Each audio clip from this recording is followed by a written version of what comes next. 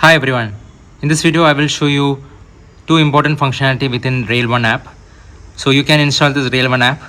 So there are many individual apps that is there existing in the market, but this is by Indian Railway. So here within one single app you will get important functionalities like track your train. So if you want to track the exact location of your train, then you can go with this. So I'll just put one train's number. I'm just putting this number. Now I'll just select the journey date. So this train would have started yesterday. Then you can see the current movement of this train. You see this? You can see the current location of this train. So it also shows you how much percentage of the journey is covered. 90% of the journey is covered.